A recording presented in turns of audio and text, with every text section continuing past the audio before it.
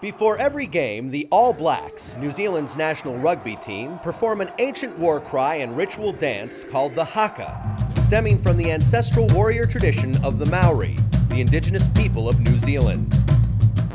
But who are they really?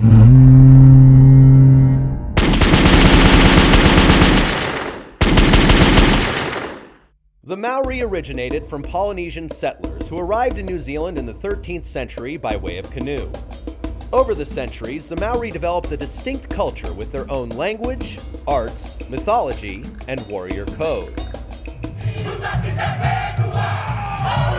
The Maori had two different types of haka. The haka tapahari can be interpreted as a celebration of the triumph of life and is performed during a variety of occasions, like the welcoming of distinguished guests, weddings, and funerals.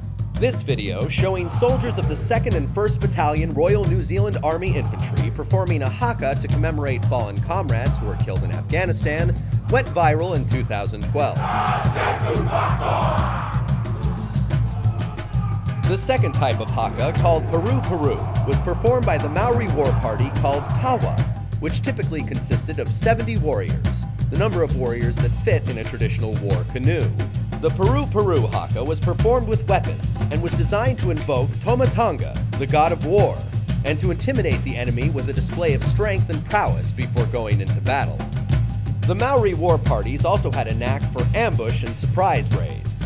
Preferably attacking at dawn, warriors quickly and stealthily appeared and disappeared out of the thick New Zealand rainforests with the goal of killing all enemy warriors in order to reduce the risk of utu, or revenge. Maori warriors wore menacing facial tattoos called Moko. A Moko would identify a man by his military rank, social status, and level of ferocity in battle, and can be compared to a modern passport, while its application was a rite of passage in and of itself. Unlike the standard ink and needle tattoo machines used today, Maori used chisels made of albatross bone to grave deep cuts into the skin, which were then filled with a sooty pigment made of burnt kauri gum, fossilized resin extracted from kauri trees and burnt caterpillars. Today, there are about 600,000 Maori living in New Zealand, who account for about 15% of the country's population. Maori have managed to successfully uphold their culture in all areas of New Zealand life and carry their heritage with pride.